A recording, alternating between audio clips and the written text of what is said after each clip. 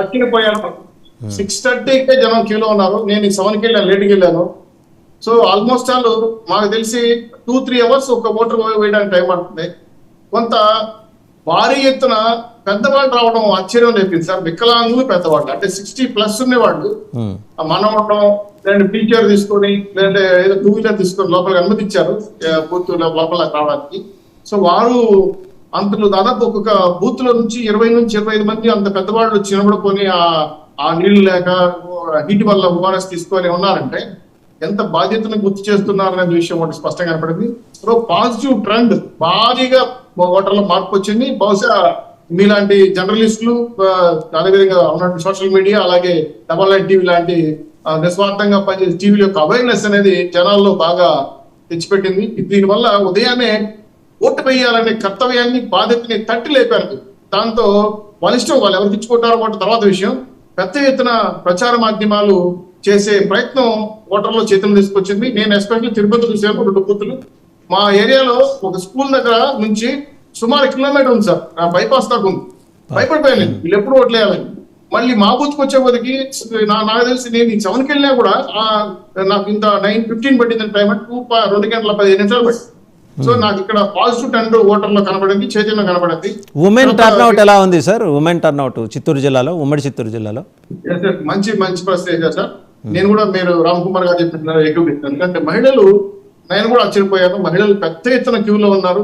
ఇంట్లో పనులు కూడా రవాబే చేసుకుందాం, ఓటేద్దాం అన్నారు అని అడిగిన ఒకరిద్దరు కదిలిచ్చే పెద్దవాళ్ళు, ఏమన్నా టిఫిన్ చేశారా, లేదంటే ఏమన్నా కడుపుకి ఆహారం తీసుకొని వచ్చారా, లేదు నేను ఆచరించాను, మళ్ళీ పిన్ని వెళ్ళిపోవాలి కదా, ఇంట్లో పనులు చేసుకోవాలి అని చాలా ఓపికగా ఉండి ఓట్లేయడం అనేది నిజంగా బాధ కలిగించే కాదు. కానీ అందరికీ అదొక ఇన్స్పిరేషన్.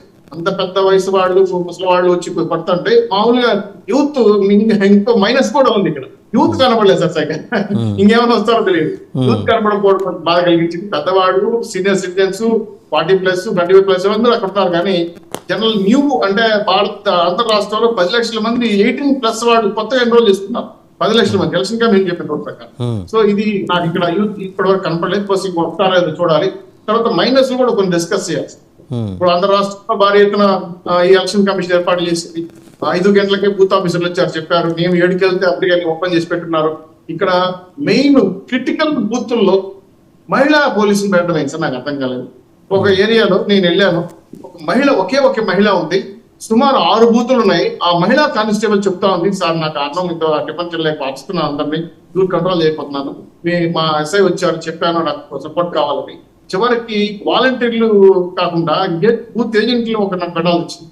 అంటే కంట్రోల్ అంటే అందరూ వేసేయాలి కూడా అనుకుంటారు కాబట్టి కంట్రోలింగ్ లేదు.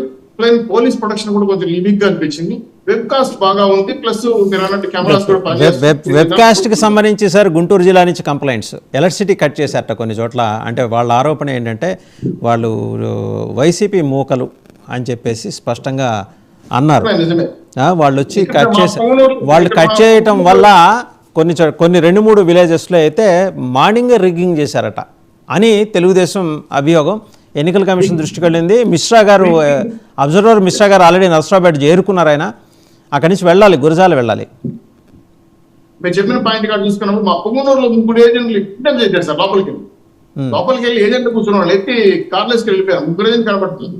మాచర్ల కొన్ని ఏరియాలో ఒక ఏజెంట్ లేడీ తల మీద కదితో కొట్టారు. దౌర్జన్యాలు దుర్మార్గాలు జరుగుతున్నాయి. అయితే కొన్ని క్రిటికల్ బూతుల్లో పోలీస్ ప్రొటెక్షన్ లేకపోవడం, వెబ్ కాస్టింగ్ పెట్టినా తగిన ఏర్పాట్లు చేసుకున్నా ఇబ్బందిగా ఉంది. అయితే మైనస్కి వచ్చేటప్పుడు మీద మాట్లాడేప్పుడు అంటే ఇంత భారీ ఎత్తున క్యూ ఉండడం వల్ల ఎక్స్పెక్ట్ చేయలేకపోయినా కానీ షామేనా లేకపోయారు. మామూలు ఎండలు కాదు, షామేనా లేదు, వాటర్ ఫెసిలిటీ లేదు, తాగడానికి నీళ్ళు కూడా లేదు. కనీసం ఏమంటే పబ్లిక్ అంటే ఉంటుందని పిహెచ్ సెంటర్ లో ఇద్దరు నర్సులు అలర్ట్ చేసి ఓఆర్ఎస్ లాంటివి పెట్టుంటే బాగుంటుంది. పెద్దవాళ్ళు ఎవరైనా కంటికి పడిపోతారేమో భయంతో. నేను నా పర్సనల్ ఎక్స్పెక్టేషన్ అంటే మా ఫ్రెండ్ కూతురు చిన్న అమ్మాయి ఫస్ట్ టైం ఓటేసింది. ఎండలు పడుకుని ఆమె కంటికి పడిపోయింది. నేను పరిగెత్తుకెళ్ళి వారు తీసుకొచ్చి ఇచ్చి మళ్ళీ అమ్మాయి తట్లేపి నా వల్ల కాలేదంటే అమ్మాయి ఓటే అట్లా అంటే రిక్వెస్ట్ చేస్తే అన్ని చూసి మిమ్మల్ని తీసుకెళ్ళండి సార్ ముందుకెళ్ళి ఫస్ట్ చేయించారు. అట్లా ఓఆర్ఎస్ చిన్న అంటే ఫస్ట్ ఎయిడ్ మెడికల్స్ కొంత పెట్టుంటే బాగుండేది. ఇక్కడ ఫెయిల్యూర్స్ కనబడింది. ఇంకా మీరు అన్నట్టు దుర్మార్గంగా కొంత ప్రయత్నాలు చేస్తున్నారు వైసీపీ వాళ్ళు అక్కడక్కడ అలా వైసీపీ మూకలు గొడవ చేయడానికి. వీటిని ఎదుర్కోవడానికి పోలీసు కానీ ప్రతిపక్షాలు పెద్ద ఎత్తున భారీ ఎత్తున జరుగుతున్నాయి ఏర్పాట్లు కూడా. కానీ మీరు ఈ ప్రచార మాధ్యమాల వల్ల మొత్తం అయితే ఆంధ్ర రాష్ట్ర ప్రజల ఓటింగ్ ప్యాటర్న్ ని మార్చారు, శాతం పెరుగుతా ఉంది. ఇది నేను గమనించినంత వరకు మహిళలు, ప్రధానంగా ముసలివాళ్ళు, పెద్దవాళ్ళు నేను పర్టికులర్ గా చూశాను సార్. మేజర్ గా ఈరోజు ప్రతిపక్షాలకు భారీ ఎత్తున ఓట్లు పోలవుతున్న విషయాన్ని నేను వ్యక్తిగతంగా మాట్లాడిన తర్వాత నాకు వచ్చిన అభిప్రాయం. ఇంకా సర్వేలు అవన్నీ తర్వాత విషయం. పూర్తి స్థాయిలో తిరుపతిలో అయితే అట్లా బీజేపీకి ఇట్లా మేము క్లాస్ కి వెళ్ళాలి. ఈ రెండింటికి ఒక రకంగా చెప్పాలంటే పర్సంటేజ్ పెరగడం అధికార పక్షానికి కొంత ఆలోచన పడింది. అంటే ఉదయం ఇంత పెద్ద ఎత్తున క్యూలు కడుతున్నారని నేను ఆశ్చర్యంగా ఉంది. ఎలా వేస్తారు, మేము ఉదయం వెళ్ళేసి పొండి అంటే కూడా పోవడం లేదు, ఇది ఇంత భారీ ఎత్తున క్యూ కడతారని ఒక సందేహం అధికార పక్షం నన్ను అడిగేశారు కూడా. చివరికి మా ఏరియాలో ఏజెంట్ ఏమన్నా ఎక్కువ భారీగా వస్తున్నా ఎక్స్పెక్ట్ చేయలేదు, ఏం జరుగుతుందో లోపల ఓటేజ్ వచ్చేవా అని అడిగారు.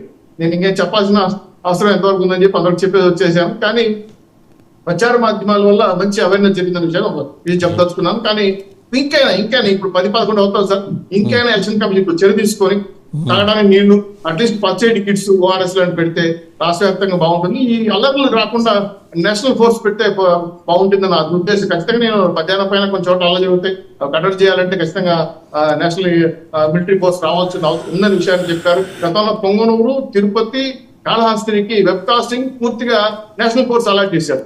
అయినా సరే ఇంత పొంగనూరు 3 అభ్యర్థులు లేపుకెళ్ళిపోయారంటే బాగా ఎంత ఎత్తున 10 భారీ ఎత్తున వాళ్ళు ఏర్పాట్లు చేసుకున్నారు పైన భయం కలుగుతాను. కాబట్టి వజ్రాయిని వేయాలనే ఆలోచనతో అంటే ఓటైన వజ్రాయుధాన్ని మీరు ఉపయోగించుకోవాలంటే ప్రశాంత వాతావరణం జరగాలి. దీనికి అధికార ప్రతిపక్షాలు సహకరిస్తామని కూడా మీ ద్వారా ఆఫీస్. రైట్. ఒకసారి లక్ష్మణరావు గారు వైసీపీ నాయకులు వారి దగ్గరికి వెళ్దాం. లక్ష్మణరావు గారు, మరి పొద్దున అలా మొదలైందో లేదో 7 గంటలకి వెంబడే కంప్లైంట్లు మీ మీద. మాచర్ల నియోజకవర్గ పరిధిలో మొత్తం 3 గ్రామాలు, పెదరెడ్డిపల్లి అనేది చాలా పేరు స్పష్టంగా వినిపిస్తున్న పేరు, వెబ్కాస్ట్